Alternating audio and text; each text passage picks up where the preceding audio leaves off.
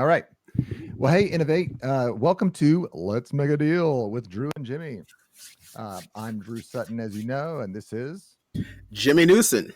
Jimmy Newson. We're here to talk. How do you make a deal at a conference? So, Innovate's amazing. We put a huge amount of energy into bringing just the world class people that you can't meet, diamonds in the rough, people that are busy doing real stuff but don't get out there as much as they should, and to connect us all together. But it doesn't matter if we don't figure out how to actually make a deal happen. So, we're talking, it's probably about a 5-part series. What are different ways you can make a deal work so that everybody understands the verbiage and the language and the stakes at play so we can get into a deal faster? If we all have the same language, I think we'll understand what each other is saying. So without further ado, I think the next level is like, let's go have coffee. So a virtual coffee. I have a way that I do it. How do you go about having that longer conversation? It's again, me being I'm a strong strategic person. There has to be some level of alignment, and for Okay. me, typically it starts with the end user. If we an end user, that sounds a bit horrid. The people we serve. It's better than fish, right? I mean, good. And yeah, the people we serve, that's usually the first step. Because especially if we're talking about a business situation, which I'm assuming this is what we're talking about, Yeah. there has to be alignment with the audience. Because at the end of the day, everything that I do is for my audience, and everything that person does should be for their audience. And if there's an alignment with the audience, then there's an immediate opportunity for us to talk about what can we do together. How can we support each other on our purpose, our vision, our mission? What are our goals? Things like that some people may not think about. That's very important because that helps us with alignment, and it also helps us not put more on our plate. Yeah. And that becomes the biggest thing, because we can get excited about stuff, but if we don't have time to do it, that's where you get flakiness. That's where you get people, oh, I'm excited, and then you can't get them back on the phone. And you can't figure out why. And it's just that there was no alignment from the beginning. So I know what my alignment mechanism is, and others need to set that for them. And when you're having those initial conversations, whether when you're talking to them, you need to be able to talk about those things, and whether it's direct or not, pick up on, I think there's alignment here. I think there's opportunity here. And again, that could be specifically for you, or if you have someone in mind for them, to try to hopefully understand enough about the two people that you're trying to connect. Is there real alignment? Is the audience the alignment? Is the passion the alignment? Is the purpose the alignment? Or the goals the alignment? Yeah. No, which actually speaks to your clarity on your strategic goals first. And so one of my favorite questions when I meet people the first time, and I think everybody here that's watching this heard this question from me, is what are you excited about over the next 6 months? It's a great question because first of all, I'm asking what gets you excited. Sometimes I get a family answer. Sometimes I get a weird hobby answer. Sometimes, I get different answers, which gives me some insight into what excites you. But what it also tells me really quickly is like the people that have a very strong strategic vision. And I think that when I asked you the question, I got some sort of comment about the website you've been working on, the new system that you've been working on, because instantly you're saying, this is what obsesses me. I'm cutting out everything else in my life because I have this goal that I'm driving for. And that tells me what I need to know. Is this the sort of person that's driven and has goals already, or is this a friendship? And both are fine. But that's the reason I asked the question is basically I'm hunting for that alignment. Absolutely. And you mentioned friend. So let me jump in real quick. So for me, partnerships, again, and I think I said this on stage when I did get to the partnership section of my talk around business resilience. I said everyone's a relationship, not everyone's a strategic partner. Yeah.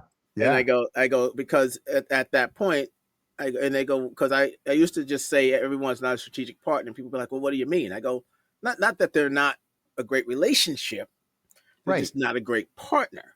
And again, you have to define what that is. And it can be based on what your annual goals are, what your focus is, like what does that 6 months plan look like? Because you're going to need support, you're going to need help, internally and externally. So it's that, but that relationship section, which I used to sleep on a bit, I'm not going to lie. It's only the last few years where I actually started really leveraging the relationship side of the people I've met and going, let me put a little bit more effort into the connections, the bridge building strategy that doesn't necessarily help me, but it supports my network. Yes. Yeah. Well, actually, I think it's Malcolm Gladwell who writes about the Rosa Parks incident, and he comments that Rosa wasn't the first person that stood up or refused to move, rather, Hmm. but she was so well known by so many people that there's this network of loose connections. So if you walk around, and I think as we're all building the business, no, absolutely no judgment. We got to be focused on the goal, right? There's the strategic goal, but Hmm. if you're well known and well liked for no business reason, people just respect you. They're like, there's not a partnership here, but I like him. I respect him. She's fantastic. Um, there will come a point when all of the things fall into alignment, and all of a sudden you're doing stuff with somebody that you built that relationship with a long time ago. True. So yeah, there. But I love that your demarcation between relationships and partners. And partners. Yep, absolutely. And Yeah. then I go deep. I'm mad nerdy with all of this. Where I mean, I've got, even in my partnerships, there's 5 buckets Oh within yeah. my Okay. partnerships. Absolutely. You want to know what they are? I do. You can't, he's like, you wanna? No, you can leave it. You'll be fine. Okay, Yeah, good. I have I'm five ready. I'm buckets. I, ready. I have it's government, uh, Okay. for profit, nonprofit, public, uh, public, public entity. Well, hold on. Let me pull it up. I'm gonna do it Yeah, again. yeah. While you're pulling that up, I'm going to make a quick comment. And this is from me when I first started this game. I would meet somebody that had a really great Rolodex, not nearly of people that I would like to pay me, which is very different than people that I would like to serve. Right? Those are two different statements. Okay. So what I say to myself is wipe the drool off. Like, remember, just because they have a beautiful plate doesn't mean it's your plate. It's their plate, which they've spent a lifetime curating. And Mm-hmm. maybe they will share some of their plate with you, maybe, but it's never their obligation. You see this, toddlers run around. Like I have 4 kids, and when one of them's playing, I mean, they're teenagers, right? These are like one of them's playing with the stupid squishy ball or the juggling ball or the frisbee or the thing that's sat in the middle of the floor and I've tripped over for 4 months in a row and everybody hates, nobody cares about. But as soon as any child touches it and starts playing with it, all of a sudden all the other kids want to play with it, right? And Mm-hmm. then there's a fight, and you're like, you all don't even know that this existed. It was under the couch for 6 months, but now somebody's touching it, so now everybody wants to touch it. Just because somebody else has an audience that you would like to serve doesn't mean that there's alignment. That is, Absolutely. so just wipe the drool off, and you got to get to the spot where when somebody tells you about um their their client list, you are legitimately excited for them. And what I found is that the more I'm excited for my friends that are doing well, the more my friends that are doing well tell me about what they're doing. So now I'm invited into a conversation. And then if it makes sense, they make a room for me. But if you have drool on your lip, nobody's inviting you to a deeper conversation. Well, there's so much to unpack there, and it's just that. And again, there's nothing wrong with looking at it, going, how do I help serve them? But you got to look at it from a standpoint of how can I help the person I'm in front of. So it's selfless, and then you Right. just benefit from it, because so figure out how you can help them. And I know that sounds simple and easy, but I mean, really help them. How do you really come to the table? And again, this is where you're going to have to learn. I love the question that you asked about, what excites you in the next 6 months, because again, it really taps into so many different aspects of that person's life. Yeah. It's gonna be their goal, their passion.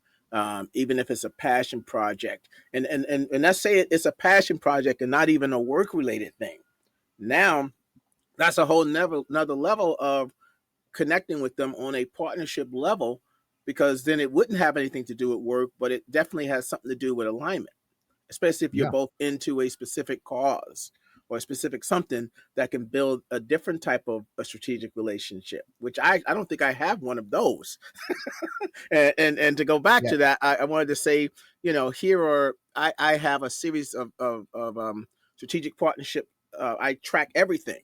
So I have government, nonprofit, private company, public company, and public institution. So I Okay. classify every single one of my anyone that goes from relationship into a strategic partnership. And to go beyond that, I have government active, government non-active, nonprofit active, nonprofit inactive. Because at the end of the day, sometimes some relationships go flat, or they pause for some strange reason. They go to inactive. But what that Yeah. allows me to do is to continue to nurture that, because I'll look through this list periodically to go, oh, that's right. Sometimes it may have been me that didn't follow up, or maybe it was them, or we both got busy. I'm traveling. They've got this massive project, and then that it's a year later, and you never Yeah. really. So and so sometimes it's no one's fault that something didn't move. But I don't miss a beat if we do get back on, because I have a very detailed track record of all of those conversations. Well, and what I like about that, I think if you hear that, it can sound a little mercenary on the one side. I mean, you and I are both driven people, and it's just organized. But it can Hmm. sound to somebody that's more fluid, it could sound a little bit mercenary. But what we're really saying is, every time I sit down with you in a conversation, I have a construct to ask, what are you really trying to accomplish? Does that align with me, or are we wasting time at the moment? Like, because I don't want to run 2 months down a road with you, and then we get to the end and be like, actually, I didn't want to be here. You didn't want to be here. We both wasted each other's time. Um, for instance, I just met with a gentleman named Rand. He's not at Innovate yet. We'll get him next year.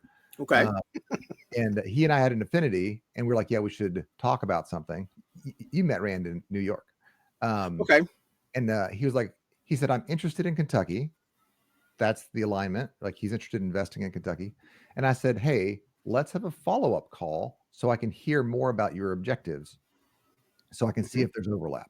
Because he's kind of he's made a room for me to send him some one pagers on deals, kind of as an ambassador to Kentucky to help him figure some stuff out. But I was like, well, I really don't know enough about what he's trying to accomplish yet to know if there's a direct path to make this work.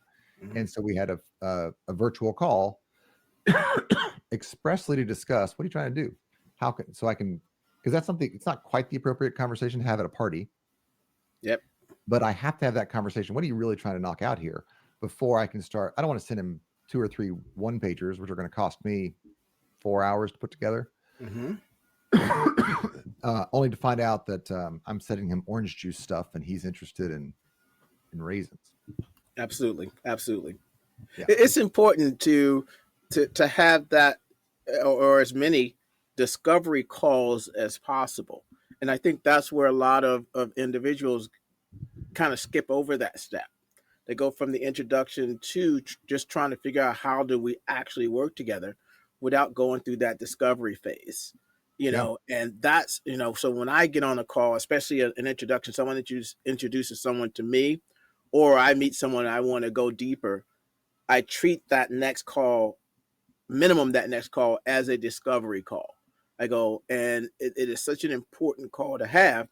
And it's also important to figure out, well, what questions do I want to have answered, in order for me to get extreme clarity around this situation, because we are serious individuals, and I'm going to jump back just a little bit when you were talking about, my system. And I go, yeah, it might sound a little harsh, but once you start realizing the power of strategic partnerships and partnerships in general, you have to start to manage them. I had a colleague of mine a while back. I remember it like it was yesterday, and he was like, "How do you, He goes, when is it too many partners?" Because he knows I'm big on partnerships, and I go, "It's really about managing the partnerships, and that in itself would tell you what the workload can look like. But Yeah. not all partners are treated equal." I go, just because I tell you I have a ton of partnerships, there are different levels of those partnerships. There's different things that we do together. Sometimes I don't have to do much in that particular partnership, and sometimes they don't have to do much in that particular partnerships. And then there's times where we're both just super busy because that particular partnership might be built around some huge project, but that project will end in 3 months or 6 weeks or 2 days. Yeah, and we're going to get into this more when we talk about like actually executing a partnership. But what I love for this portion, just talking about the initial conversation, is because you're so organized in how you think about a partnership, what you can offer, what you're looking for, what the end product is, who your client is, what your client's needs are, that prep work allows you to have a very efficient conversation, right? And I think that a lot of us would come to a conference and we kind of loosely know, well, I want to get some more clients this year, and I do marketing or I do leadership or I do AI, whatever it is that I do. And then we meet somebody, we're like, hey, this is what I do. And the other guy says, oh, here, this is what I do. And you're like, we should do something together because we like each other. Where if you do that homework beforehand, which is, a decent amount of work, um, and you're just like, no, this is what I'm looking for at this conference. I want to meet 10 people that might be podcast guests. Let's say that's a simple one. Mm-hmm. And instantly you meet somebody and you have somewhere to take that conversation and you can gently guide it and it doesn't feel forced. And all of a sudden serendipity begins to kick in. You're like, man, we found alignment so quickly. Well, the reason we found alignment so quickly is because I had 6 alignment paths and I pretty quickly sorted you to which one probably would fit the best. Absolutely. And again, and there's that prep work that people don't see. It seems instantaneous to most people, but at the end of the day, there was groundwork laid. Yeah. I'm glad because my brain had a couple of thoughts I want to throw out, and you kind of teed it up really nicely here. So let's talk about the Innovate Summit. Yeah. So also it becomes how Brian and Margaret set up the Innovate Summit. So Yeah. they prepped it as a place to build these type of relationships. How many conferences have you been to that actually set you up in that mindset, which did set a lot of people there, which drew in a lot of people who like that, Yeah. So they came to the point where I would say probably one of the biggest reasons I ended up at Innovate was because of the potential for the type of people that thought like I thought, that were go-getters, and there's nothing wrong with other conferences I go to, but for some reason that was like one of the first thoughts in my mind for this conference because of the way that this conference was pitched to me. So I think if more conferences looked at it from a standpoint of here's a come here and build really great relationships that will last for a lifetime, that Yeah. immediately starts to prepare your mind differently. So now you've got you already being prepared as a partnership making machine. And then you got a conference that's showing, hey, if you're a partnership minded person, a strategic minded person, this is probably the best place you can come. Now you got two forces working in that direction. So the people that are coming can be more like the people that you would like to meet. Yeah. It becomes fulfilling, right? It's a wheel that like starts propagating. Absolutely, absolutely. Because I'm gonna say one more thing, and then I'm gonna let you get Yeah. back in here.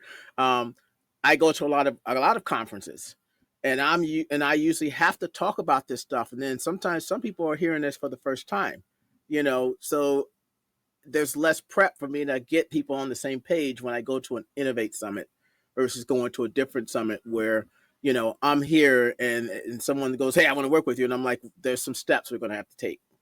Yeah. Let's get on a call. And they're like, I don't understand why I just can't start talking to you and I was figuring it out now. I'm like, because it's not that simple. Yeah. It's not. Yeah. Well, actually, and what I love about this is, and I had a longtime mentor, and he used to say to me all the time, especially as a younger man, he'd say, a confused mind always says no. In other words, if I understand what a deal might look like and I understand all the constituent parts, which is why we're doing this series, um, then when I talk to you and you say, well, what about an affiliate deal? Well, it's the first time I've ever heard of an affiliate arrangement. I probably have I'm probably thinking Mary Kay, or I'm thinking something, and maybe I'm like, no, I don't want that. I just want this to be a value add for each other, but I haven't really defined what value add means. And then you propose a referral agreement, or you propose a cut of this, or I'm like, well, why are we talking cuts? I just wanted to, like, no, that's how value gets transferred. That's how partnerships get made. So if we're both familiar with the language of deals and we've done the prep work to come in with, then when you start using terms and we start setting up arrangements, if we're both familiar with what those terms mean and we've gone through the emotional cycles of saying, oh, this is actually an efficient way to do that, then the deal can happen. Mm-hmm. But if we come in with confusion where I'm pretty clear about how a deal should look, but you're misaligned just in communication, um, the deal will fall apart, not because it was a bad deal, but because one of us was confused about what the other one said, and the confused mind always shuts everything down. Absolutely. And on the other end of that is you understand where you want to go, but you're not fully clear on to the other individual, Yep. and that itself ends up stalling the deal. And I've definitely done this in my previous life, which was last week. Hey man, I yesterday have, was I a have different many day. lives like a All cat, forgiven. and and this is where I'm going. I need to improve my delivery.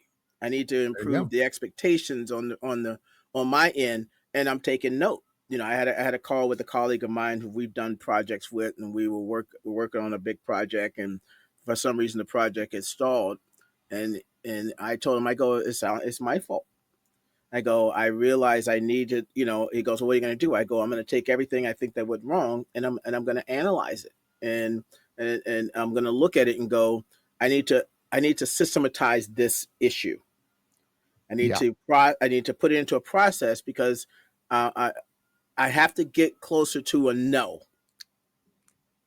Yeah. That and I go. It's not that I got a. I was getting, because I was definitely getting closer to a yes, but then it stalled. And Yep. I go, and now it's like ghost. And I go, I actually need to work on getting closer to a no, because this has cost me quite a bit of my time, and I'm Yes. not happy about it. Which, if you know, some we're entrepreneurs, so our cash flows fluctuate. But you got to put a number in there that says this is my hourly rate. And if I'm putting 20 hours into making this, thinking about it and making and writing up the initials and having the meetings, I mean, putting 100 hours into a project is very easy to do. And if you're $100 an hour, you're putting in $10,000 into this project. And because the money doesn't exchange hands, you're like, well, I mean, it didn't work. No, that was very expensive to discover that there was a no that really existed at the beginning, and we all just didn't want to talk about it. Yeah. Hmm.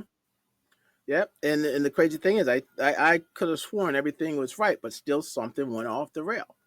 And this is where one of the biggest things we wanted to focus on this year as a 2025 was our strategic partnerships. We rebuilt it from the ground up, because we felt that we had some partnerships that were very lopsided. Yeah. And I'm like, all right, we can't do that anymore. We're at a new stage of our business. And the partnerships that we are going after don't affect just us. They affect our customers, our clients. They affect our Totally. other strategic partnerships. They affect our internal team, whether that's your board of advisors, board of directors, your staff, your employees, your real partners in business. I go, there's a lot more at stake now. I go, so we can't have people coming in here with intentions that and then don't come through with them, because it, like you said, now you're no longer wasting just your time anymore, and all that starts to compound, Yeah. and then your reputation can actually take a hit, especially if this happens repeatedly. Yep. You're the talker, not the doer. Really quick. Yeah. Yeah.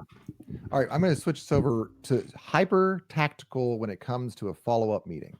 Now, I run what I call a virtual coffee. I didn't invent this. A friend of mine named Jose invented it. It's a 45-minute conversation. Now, I'll copy it really quick. I don't do a virtual coffee with everybody because 45 minutes is a lot of time investment. Hmm. Um, but I'll do a 45-minute conversation. First 7 minutes, I'll go and I'll just give a background of myself. Which, by the way, a 7-minute short description of yourself that it takes time. You got to craft that thing because you want to present the right persona to match the alignment so that people aren't distracted with weird stuff. Anyway, I go for 7 minutes. I ask you to go for 7 minutes. That's 15 minutes. Um, and then we have 30 minutes left to talk about structuring a deal. Hmm. It's a virtual coffee, 45 minutes, 7, 30. And then I honestly, the last 10 minutes, I'm like, okay, let's summarize. In the last 5 minutes, I'm like, let's action item. Because if you don't put it in a block on the calendar, it doesn't exist. Well, I'll be like, oh, we'll get to that. You won't get to it. I mean, I know that we're all professionals. We should know that. I'm just hammering it on. So hyper tactical, that's what I do. 45-minute call, 7:30. And then that like last 10 and the last 5, I'm like driving towards actions. How do you Sure. run a follow-up meeting? And that follow up is basically a discovery call, right? So Yeah. we're both clear. I'm actually this is weird. This first time I'm thinking about it, I actually don't have a solid structure for that. For me, is really I do a lot of research in advance. So I've looked at if they have press releases. So I come to the table with a lot of information and kind of what my possible ideas are of where Okay. I'd like to go. And from that, I try to get them to talk more than me, Okay. unless they have questions about me. So of course I'll do the normal, I know I do my purpose, my vision, my mission, because again, I align everything around the customer that I serve. That becomes the driving force for why we're on a call together.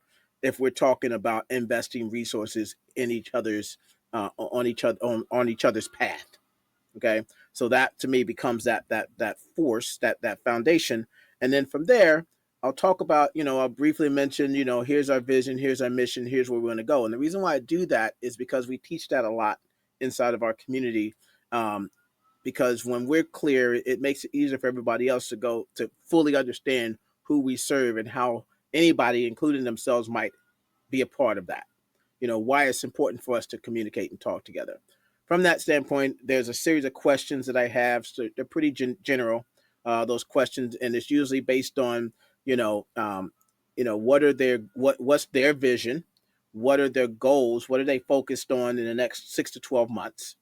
So that similar situation about passion, especially if you're talking to, Fortune 500 companies, Fortune 1000 companies, which is where I'm usually trying to play in a lot, Right. um, because I made the mistake, and it made it quite a few times years ago, where I come to the table with a preconceived notion of this is what I want to do, and this is why you should help me do it. When I should have been focused on what are you trying to do, and how can I use my resources to help you do it. And it sounds simple, but people will still get that wrong. And what I mean by that is, what are the goals? Well, our goals are we have to sell more of this membership. And we have this new product that's going to be coming out and it's geared towards this market.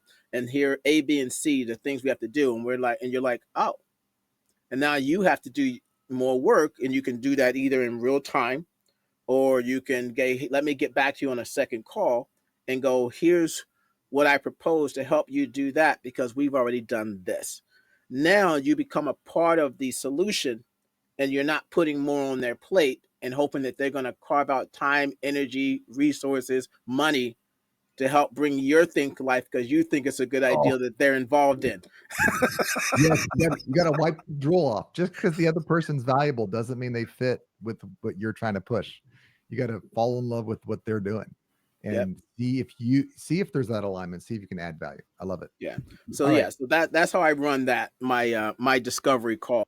The more I So can make it about them, the easier it is for me to align. would you be willing to put these questions into a format so that the folks that are watching the video can reach out to you and see those questions? All right, let me check with my people. Yeah. They said yes. All right. If you all are willing to do the work, then Jimmy's willing to give you some questions to work through. Okay, let's talk about the next level. So we've talked about let's just have a chat. They've talked. Let me just connect you lightly with somebody that I know. The next level, in your opinion, what's the next level of partnership coming out of a place like Innovate?